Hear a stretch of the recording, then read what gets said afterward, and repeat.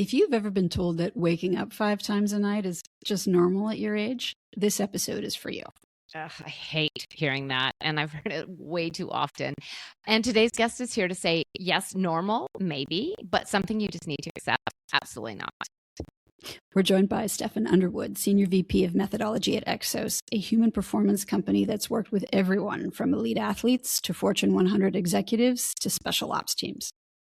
And in this conversation, we're not just talking about, get more rest. We're actually talking about why sleep might be the single biggest lever for your emotions, your muscles, and your brain health.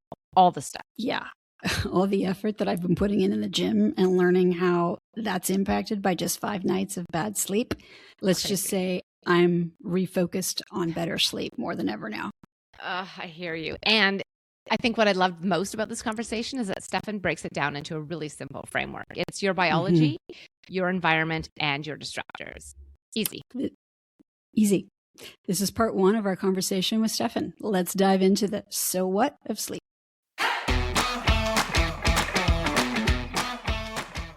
This episode is brought to you by Endy, Canada's leading mattress brand, trusted by over 1 million happy sleepers.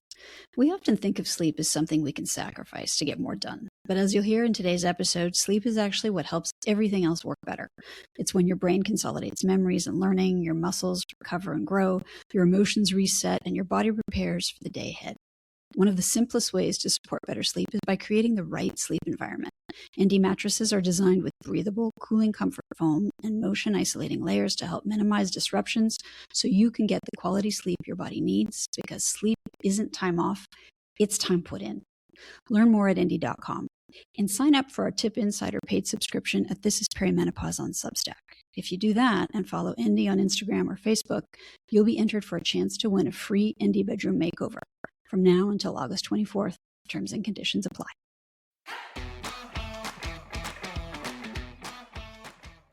So, are we saying this correctly, Stefan? Stefan. I knew it was, I was like, oh my gosh, I'm going to get this wrong, so I'm just going to own it. Stefan. I dated a Stefan, but I was in love with the Stefan, and he didn't give me the time of day. That's too funny. I married neither of them, but yes. A little bit of high school here, history from Michelle.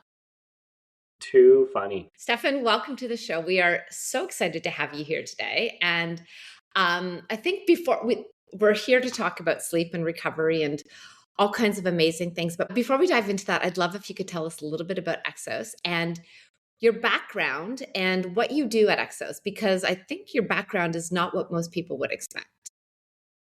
Well, first of all, thank you for having me on. It's really going to be fun.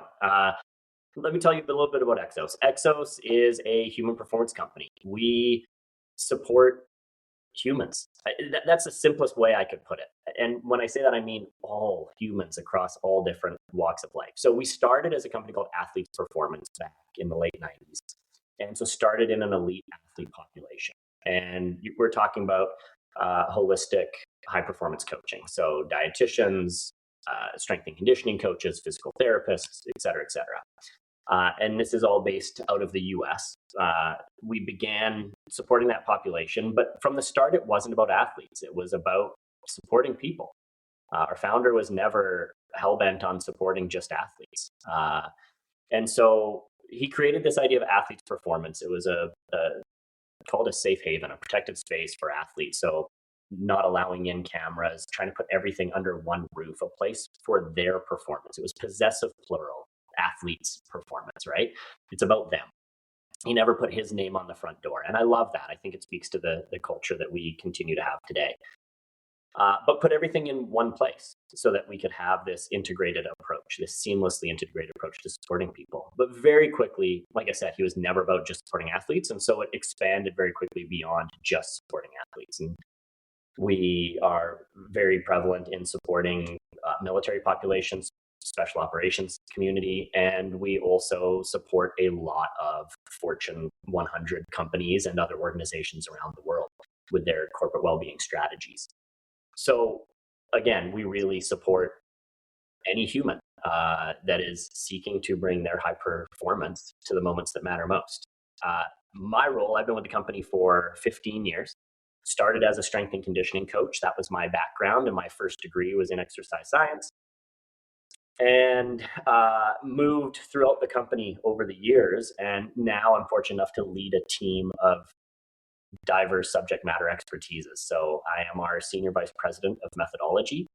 My team consists of brilliant individuals with, PhD in rehabilitative medicine, or sports science or applied neuroscience or dietetics or on and on. And so we can sort of throw these fun human performance problems or thought questions on the table and really get different perspectives from all these professionals that are, again, brilliant human beings.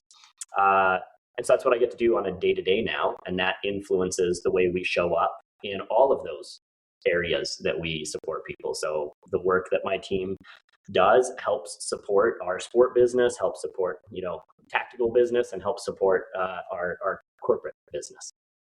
So that's a little bit about Exos.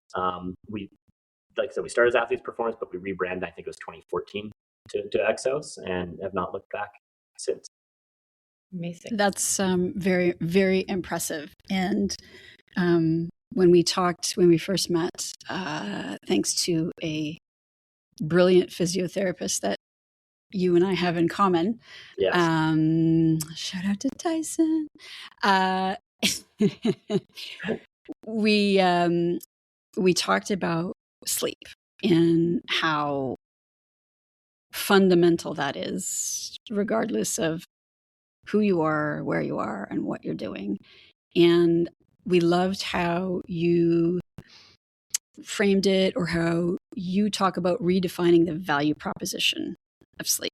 Can you tell us what you mean by that, and why reframing our need for sleep is so important? Yeah, absolutely. So look, first to start off, I am a proud generalist. I am not a sleep expert. I am, like I said, I'm a proud generalist, but sleep is a big part of what we dive into because it's one of the most significant systems that we have. I mean, it literally impacts every single cell and system in our body. There's not an example of something you're trying to do well that I can't tie back to how sleep would help you do it better. So that's as a starting point, I'd say that. But when I talk about redefining the value proposition, and especially where I'd love our conversation to go today, look, there's probably around the topic of sleep, if people aren't sleeping well, there's going to be potentially two camps listening, right? And no judgment, not right or wrong, but there's sort of two different places people might approach us from. One is the person who understands the value proposition of sleep, desperately wants to sleep better, but is struggling to sleep, right? And then the other is, hand up, Michelle. Hand up. And then the other group is perhaps the group that deep down they know it's good for them. It's like nobody is unaware that sleep is good for you. Like I have a slide when I present on sleep to corporations, to executives, that literally just has a quote, "Sleep is good for you," and is attributed to every mom in history. Like nobody is unaware that sleep is good, but for whatever reason, it's the first thing that they sacrifice when they need more time, right? You've got that person who is working hard through the day, has their career, comes home, has kids, like needs to prep for the next day, but also get kids' lunches ready for the next day, like on and on and on. The list never seems to end of responsibilities. So even though they know sleep is good for them deep down, they make intentional choices to sacrifice their sleep. That's where I'll get more time from in the day. And so those are two different camps. The one that's like, no, like I hear you and I'm in bed at the right time and I'm doing all these things to try and protect my sleep and I can't sleep, versus, yeah, I sort of hear you, but I'm sacrificing my sleep as a choice. And those are two different angles. And the way I like to approach that conversation is there's a so what and a now what. We need to provide the so what of sleep. And really, that's where I talk about reframe the value proposition. If you are the person listening who is making those choices that cuts into sleep, I hear you. Like I totally feel that of the responsibilities that you have. But I want to tell you a little bit more about sleep to maybe make you rethink those decisions, or, reframe the equation as you balance out priorities of things. That's reframing the value proposition, helping people learn more about what sleep does for us in a way that's meaningful to them, where they go, maybe I don't want to sacrifice that. Maybe that's important for me to understand. And then we get more people in the camp that say, okay, now I am trying to sleep. Now give me the now what? Because I'm here, I'm committed, I'm in my bed. Help me get better sleep, right? And again, I'm not a sleep expert. And if we're talking clinical sleep dysfunction, I would refer to other people, but there are things we can all do as general human beings to try and protect our sleep a little bit.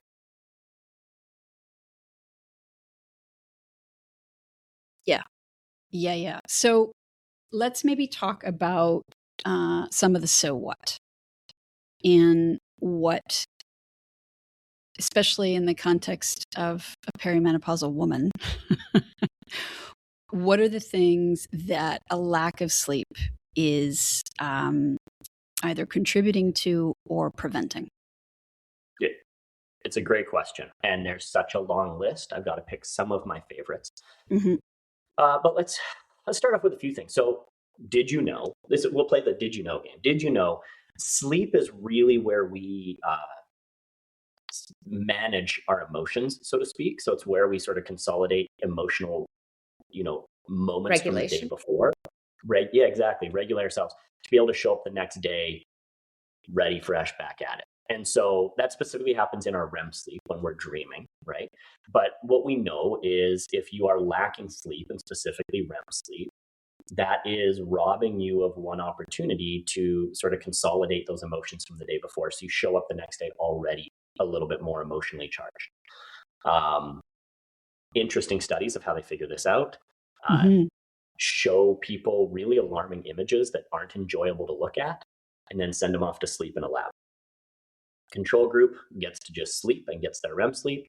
Experimental group gets to go to sleep, and anytime through the polysomnography, like anytime a person's about to get into REM sleep, they disrupt them just enough to make them not get into REM sleep.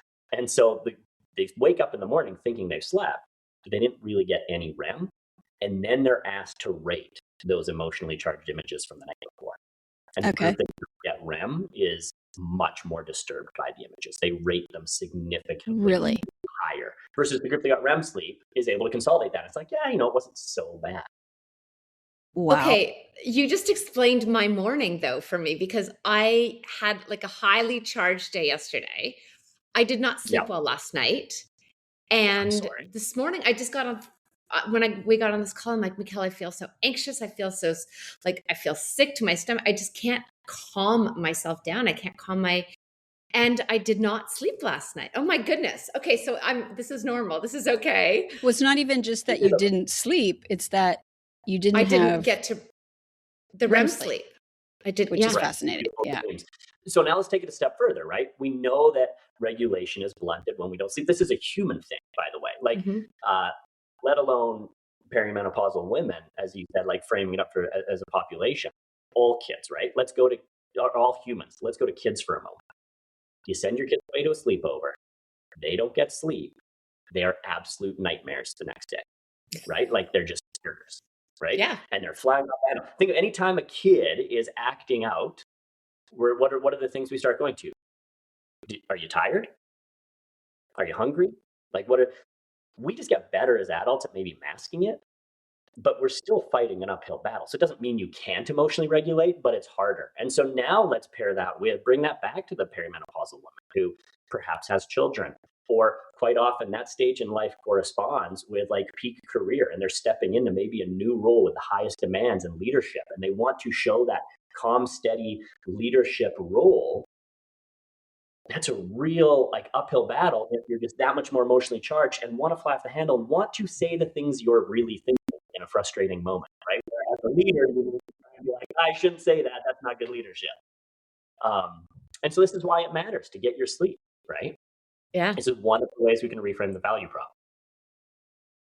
Okay. That is a lot more compelling than if you don't sleep enough, you're going to be grumpy.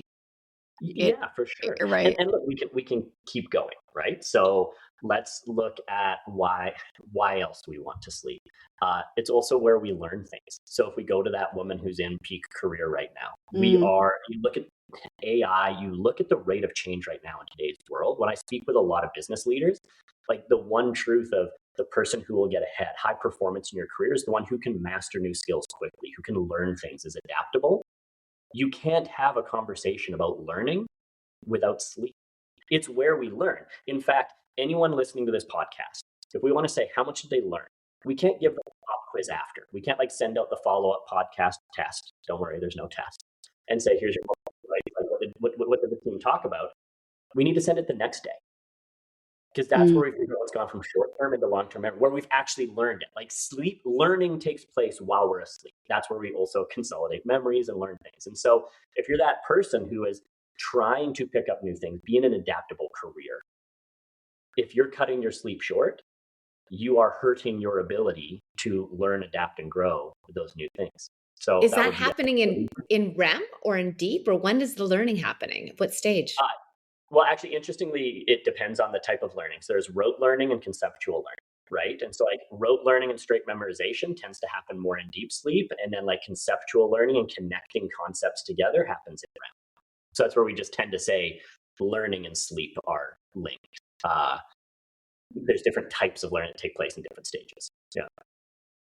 And motor learning gets thrown in that window as well. Like if you're, when I talk with athletes, we're trying to like learn a new skill, right? Like motor learning and the way you move. If you're getting into the gym for the first time in your life and you're trying to like learn how to deadlift properly or squat properly, like motor learning and how we move our body, that also happens to sleep.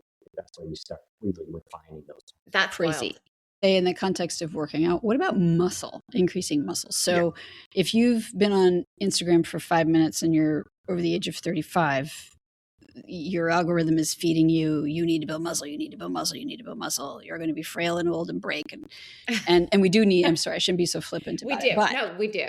We need to take that seriously. So can we talk about, I have a trainer and he will say muscle is built in the 23 other hours of the day, not the hour. Obviously you need to go to the gym, but the really important stuff is what you're doing outside of the gym. So what is sleep doing in the context of muscle for those of us who are trying to, learn how to do a pull up? Well, first of all, I like your trainer. Spot on and agree, right? The 1 hour that's the stimulus. You can't grow muscle without that. You need the stimulus, but it's the other 23 hours of the day where the recovery is taking place, where we are adapting to said stimulus, where we're seeing the changes to our body. Look, you're spot on. Before we come to the sleep piece, you're spot on. Of heavy resistance training is I'll say a critical piece of aging. It's critical for men and women. Like there's universal benefits as we look at aging, right? So like when you talk about heavy lifting, it combats muscle loss, it prevents osteoporosis, it preserves your balance, it boosts your metabolism. All of these things are the stimulus we're getting, and we don't get that with like light repeated weights. You don't get it in the same way if you're sort of that like endurance style lightweights. You get it when you're lifting heavy. I'm talking like 75 to 80% of your 1 rep max to higher. Now that's true for men and women. Here's where it's unfair to women. I feel like a jerk saying it as a man. It's the cards we got dealt. But like men have call it like an off ramp, like a steady decline of our anabolic hormones. And as we age, like we're on like a consistent like shift downhill, like as a ramp, right? Women hit perimenopause and run off of a cliff, right? It's a much more abrupt, rapid hormonal change than what men are experiencing. So it becomes arguably, I know, I'm sorry. That's okay. It becomes arguably even more important for women to really get in that heavy resistance. You need that anabolic stimulus because the things that were preserving our muscle mass, which is such a key piece of the anti-aging process, we'll say, the things that preserve them hormonally are now gone. And so we need to like bypass that hormonal change and just still apply a stimulus that requires our body. We're still adaptable human beings. We're still adaptive systems. So we need that stimulus to help us adapt. Tying that back to sleep specifically, well, one of the number one things that sleep does to preserve that muscle growth is when you sleep, you get into that deep sleep, it is blunting your cortisol response. So a lot of people have probably heard about cortisol. It is, if we play word association, I say cortisol, what's the word that gets said back? You say stress. Yes, it's the stress hormone. Now, look, that does not mean it's bad.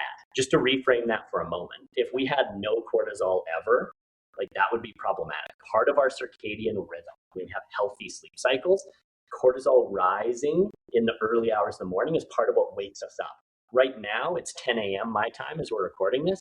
I actually have some cortisol. It's telling me this is a time to be alert, awake, productive, functioning. What I don't want is to be at 9 o'clock tonight still humming high cortisol. Yes. And when we get into sleep, that's where our cortisol dips and drops, right?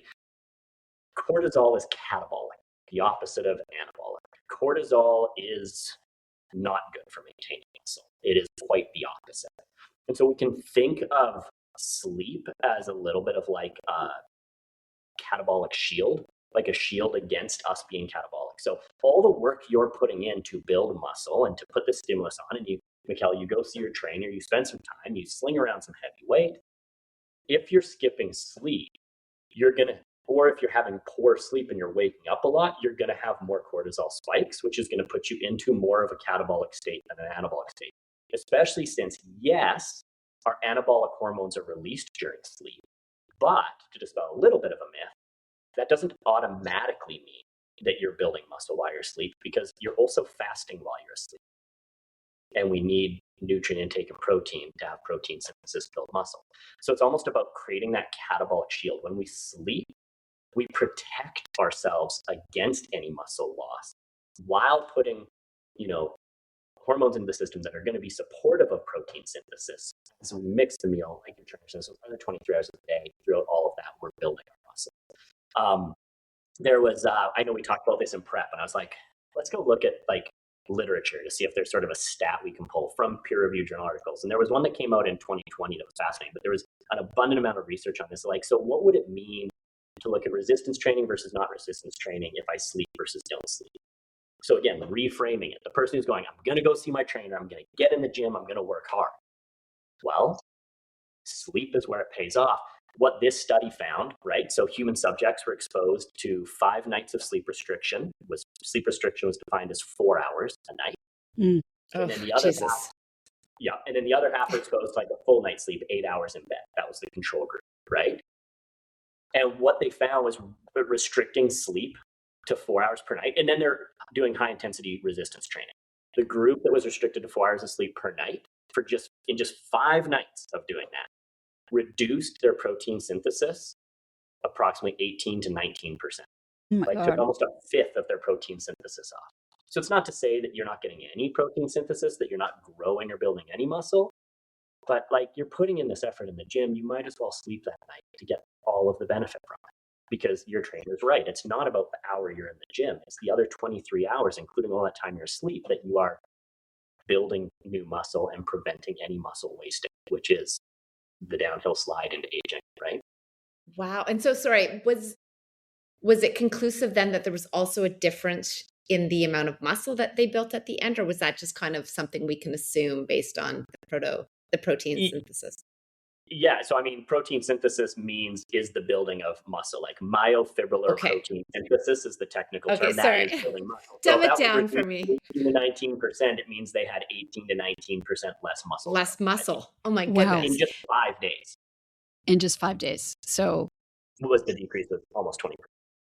And you mentioned food intake, and we've had someone on to talk about what even one night of bad sleep does to your hunger hormones and signaling. So leptin and ghrelin. Hot mess. Yeah. So not only are you not building, you're building 19 to 20% less or 18% less muscle, 18% less muscle, and then your brain is saying, "Hey, let's have the Twinkies and Coca-Cola. Forget the scrambled eggs." Where'd you pull Twinkies out, Mikkel? That's impressive. I don't know. I don't even. That's like I don't know where that came from. I don't know. They do. I think they do. I don't know why I'm thinking. Resistant to all things, so even if they don't make them, you can still get some from the 60s. You could probably, yeah. They'll be good to eat. That food will survive a nuclear holocaust, right? Yeah. Cheese Whiz and Twinkies. Exactly. But you're spot on. And so now you're making the worst choices. And even though that's what your brain is telling you to go, like that's now what you're craving, you also remember have less regulation when you're short sleep, back to the first value prop. So you're more likely to give and be like, you know what, I'm going to grab the Twinkie. Yeah. You don't have the regulation to say, I don't think that's the right choice. So I mean, all of these are ways of like reframe the value proposition, like if we summarized all that, and look, there's so much more, but if we looked at this, I mean, then you get into the brain health with aging, right? Like in deep sleep, we have this thing called the glymphatic system. It bathes our brain. It's literally, everyone's probably heard of the lymphatic system, add a G to the front. And it's cerebrospinal fluid that during deep sleep, we're literally getting a bath. Like it's washing our brain, taking away metabolites, like waste products from our brain. And so when you look at some of those waste products that are prevalent in people with neurodegenerative disease, okay, there's certain markers like tau protein, that's elevated when we have poor sleep, when we don't get deep sleep, because we miss out on that path to get away those waste products. So like even like physical brain health.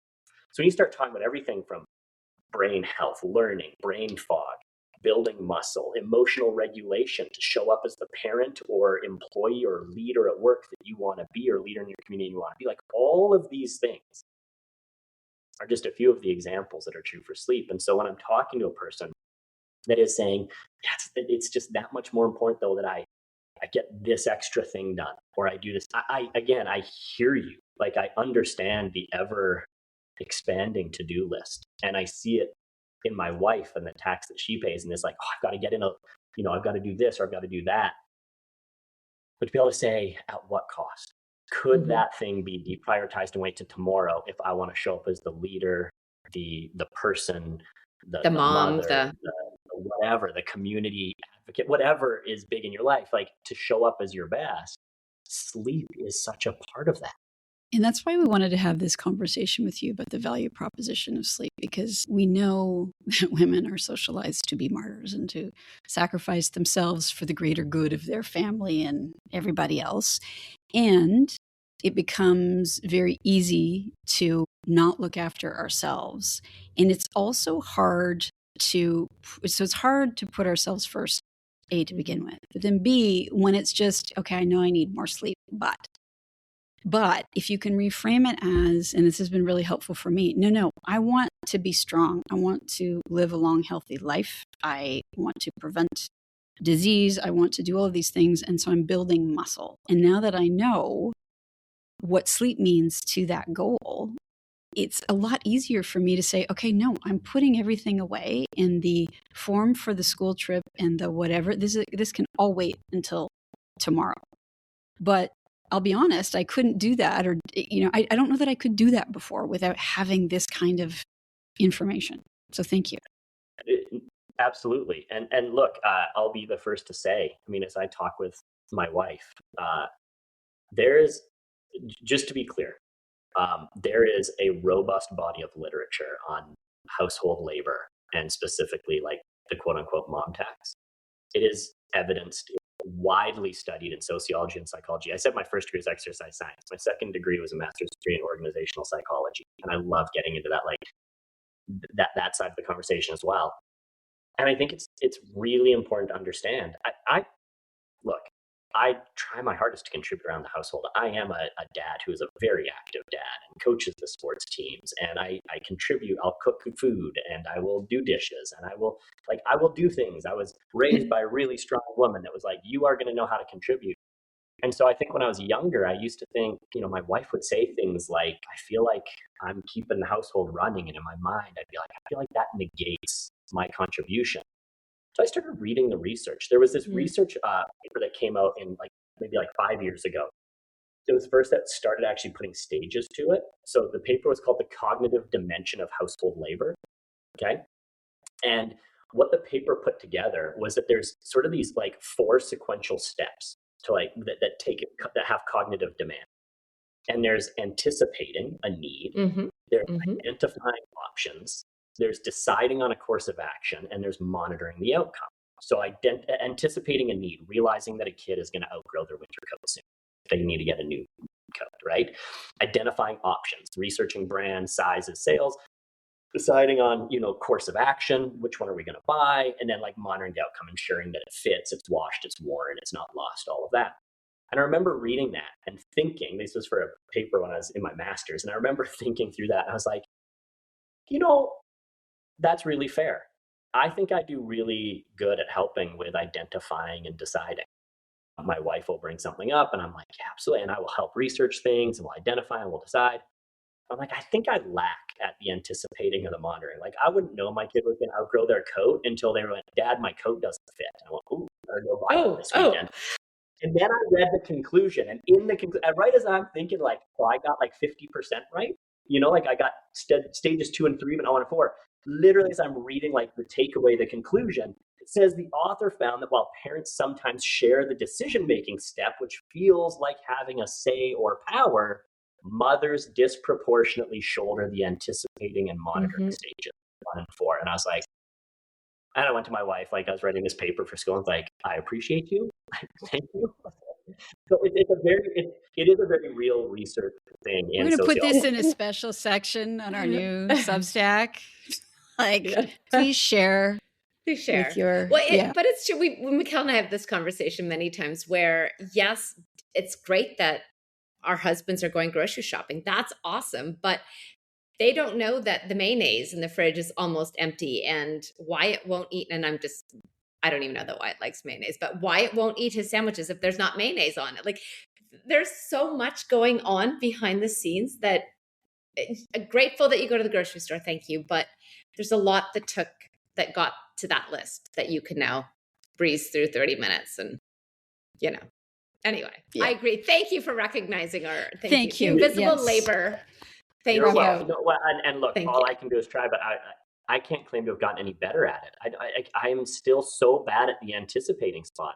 For whatever reason in the workplace, I do great. But again, like, I'm a very active father, but again, I'll notice that my kid's coat doesn't fit when my kid's wearing a coat where the sleeves come down to here. And I go, yeah. And you're like, oh, but that will never happen because my wife is anticipating. It's right. not, look, all I can say is thank you. But to bring it back to this idea of sleep, it's why I empathize with a sense or a feeling of a long to-do list. Because it's like, well, if I don't do this, who's going to do it? And this needs to be done. Mm-hmm. But if we can come back to this place of the reframe, Mikkel, the why, like at the end of the day, we all want to hopefully live as long and healthy lives as possible, especially like if we're staying in this context of mom, tax, and parent, right? To like see our kids grow, to like see the people they become. And like, I'm not naive enough to think that we get to choose that. But as we look at all that, like that's the why we're doing it is for that. And we want to make our moments really, really last with our kids. And so many things like being able to be well regulated and showing up as the best version of ourselves, which none of us is perfect at. Like we all have those moments where like later we're like, I wish I could do that one again. Yeah. Oh yeah. But more often than not, right? And all of that is bolstered by sleep. And so if you can have that reframe, it's like, I hear you that there's a to-do list, but getting to bed is so critical. So if we're in the camp of people that cut into the night and they're like wrapping things up, I've got some friends who are moms that are like, they'll be wrapping things up at like midnight, 1 a.m. and going to bed. And I'm like, you just need to sleep. Yeah. Okay. So I think everyone now is like convinced, like the so what is, it's been reframed, but now what? Now what? Please, like, tell us how to sleep. Wow. That more than covered the so what of sleep. It's not just important, it's everything. For sure. And this is why we're having Stefan back next week to share the now what of sleep. Be sure to follow us wherever you get your podcasts so that you know when the episode drops. Thanks so much for listening to the show. If you like what you hear, please subscribe and write a review, so more women can find us and get a better understanding of what to expect in perimenopause. This information is not intended as medical advice. The intent of this information is to provide the listener with knowledge to support more efficient and effective communication with their medical provider.